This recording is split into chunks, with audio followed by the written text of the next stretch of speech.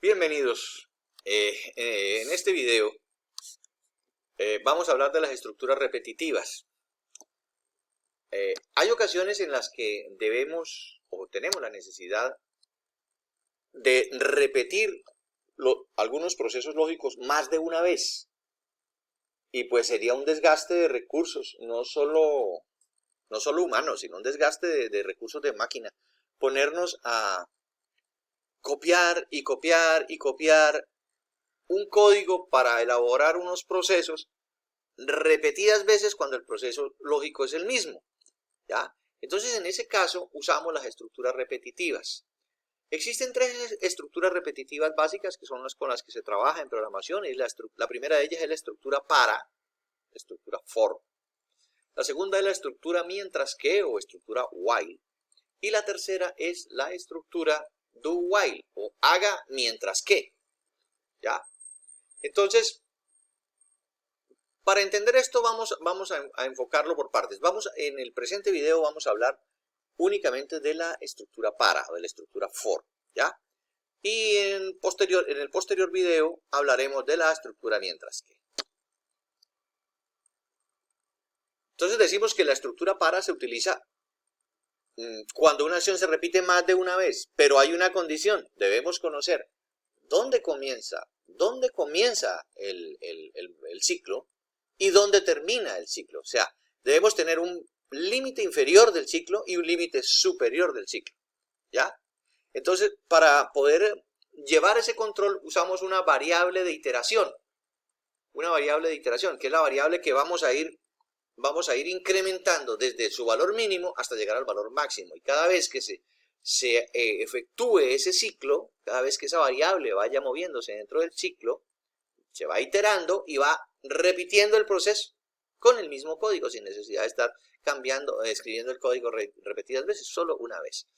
Entonces, si miramos la estructura que usamos en la PCIN, que es la herramienta que hemos empleado en los últimos ejercicios, pues podemos observar acá que tenemos una variable numérica, que es la variable controladora, ¿ya? Normalmente, o se acostumbra en programación a colocar la variable i, que es la variable de iteración. La variable no es camisa de fuerza, es sencillamente que se acostumbra, ¿sí?, a usar la variable i para movernos dentro del ciclo for. Y un valor inicial. En el caso de PCIN iniciaríamos en 1. Cuando estemos hablando de programación, ya formal, en lenguaje de programación, veremos que comenzamos normalmente en una posición 0, ¿ya? Pero por ahora no nos compliquemos, vamos a tomar ese límite inferior como la primera iteración que vamos a hacer. Y un límite superior, que es hasta dónde va a ir ese ciclo. O sea, si yo digo vamos a repetir este proceso 5 veces, pues iría desde el límite inferior 1 hasta el límite superior 5.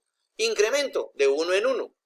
¿Por qué aclaro eso de que incremento de 1 en 1? Porque hay algunas ocasiones en que se incrementa de 2 en 2.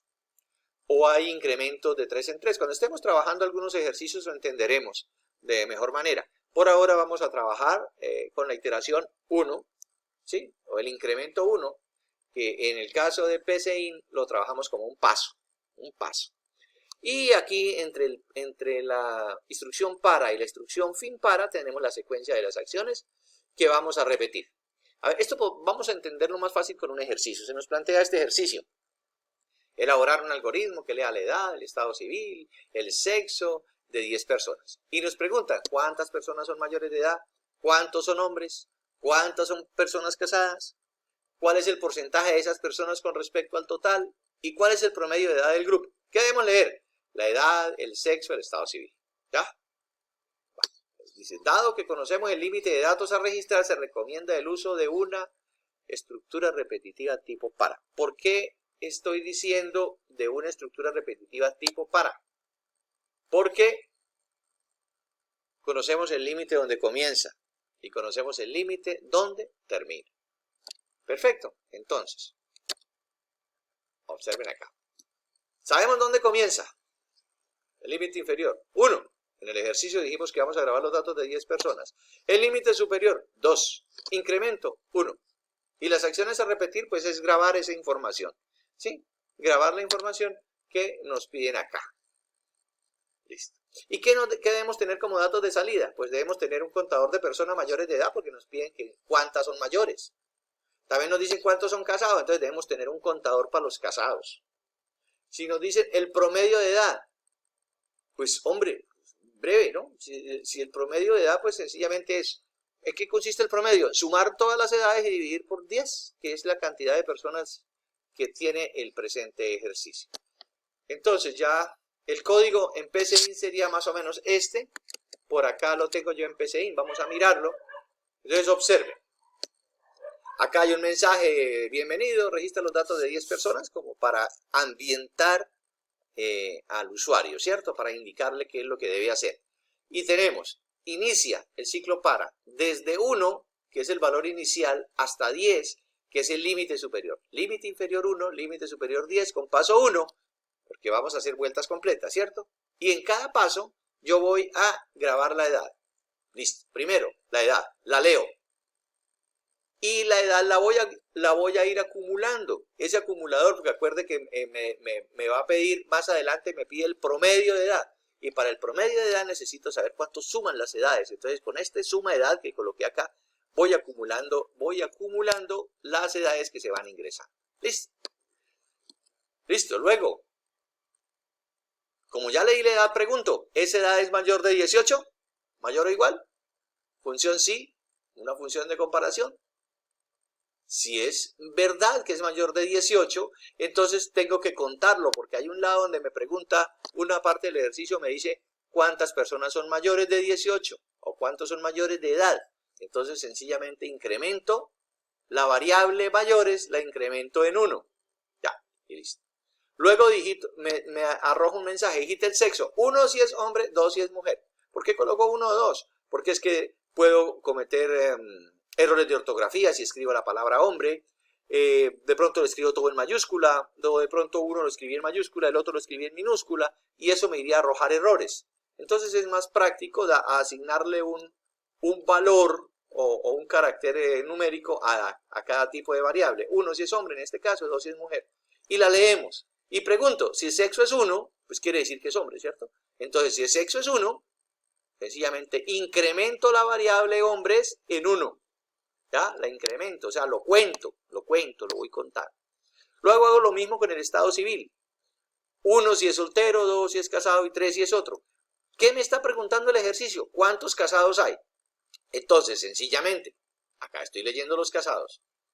Si el estado, los casados son 2, ¿cierto? Entonces, lo leí, estado, y pregunto, si estado es igual a 2, entonces, ¿qué hago? Cuento los casados, porque casados es la variable donde voy a ir acumulando, contándolo, ¿cierto? La incremento en 1. Y listo. Observen que termina el ciclo para. Y por fuera es que calculo el promedio. ¿Por qué por fuera? Porque si lo calculo por dentro, cada vez que dé la vuelta, él iría calculando el promedio. Cada vez que esté girando dentro del ciclo, estaría calculando promedio, con lo que va teniendo. Pero como yo necesito es el promedio final de las edades, entonces tengo que terminar el ciclo. Por eso la coloco acá, después del ciclo. Y lo calculo. Sumo la suma de las edades dividido por 10. Y ahora sí, los mensajes. Escribir el total de mayores de edad es, ¿dónde está el total de mayores de edad? En la variable mayores. La variable mayores está aquí. Cuando termina el ciclo, ese contador me dice cuántos son mayores. Y para saber cuál es el porcentaje con respecto al total, pues cojo la variable mayores, la divido por 10, que es el total, y lo multiplico por 100 para que me dé por ciento. Y hago lo mismo con casados, y hago lo mismo con hombres, y hago lo mismo con promedio. ¿Sí? Relativamente sencillo, muchachos, muy fácil el ejercicio. De verdad, muy fácil. Entonces, ustedes lo van a trabajar, guiándose por el video, lo van a trabajar. Y les propongo el siguiente ejercicio. Dice, en una empresa se tienen 10 empleados. Por empleado hay que leer la edad. ¿Por qué coloco solo 10? Porque el ejercicio básicamente decía, creo que 1000. Si mal no estoy, el ejercicio está en el módulo. Y decía 1000 empleados, pero pues es como muy difícil para que verifiquemos el comportamiento del código, porque tendríamos que digitar 1000 veces lo mismo, ¿cierto? Entonces, pues sencillamente vamos a leer esa edad solo 10 veces. Si el código está bien, debe funcionarnos para 10, para 15, para 100 o para 2000. Eso no es relevante. Luego me dice calcular e imprimir la cantidad de empleados que sean mayores de 21 y menores de 30. Observa, deben cumplirse dos condiciones, que sea mayor de 21 y que sea menor de 30. Entonces aquí es donde les invito a recordar los operadores booleanos. Los operadores booleanos son aquellos que dicen que si hay dos proposiciones lineales simples, dos PLS, unidas para que la proposición lógica compuesta sea cierta o sea verdadera, es necesario que las dos proposiciones lineales simples sean verdaderas. O sea, debe ser verdad que es mayor de 21, sí. Debe ser verdad que es menor de 30, sí. Si cumple las dos condiciones, lo cuento. Y si no, no. ¿Listo? Y si no, no. Bueno, muchachos, hasta el próximo video. Recuerden que hay que llevar a la práctica los ejercicios que tienen los módulos. Los módulos tienen ejercicios muy valiosos. Hay que plantearse nuevos retos, hay que esforzarse. El modelo pedagógico de la Corporación Universitaria Remington, que tiene por eslogan poder estudiar, poder trabajar, depende en gran parte, el éxito de la aplicación de este eslogan, el éxito de nuestro modelo depende de su responsabilidad. Entonces los invito a que trabajen, practiquen y nos vemos en el próximo video, muchachos, juiciosos, cuídense durante la pandemia.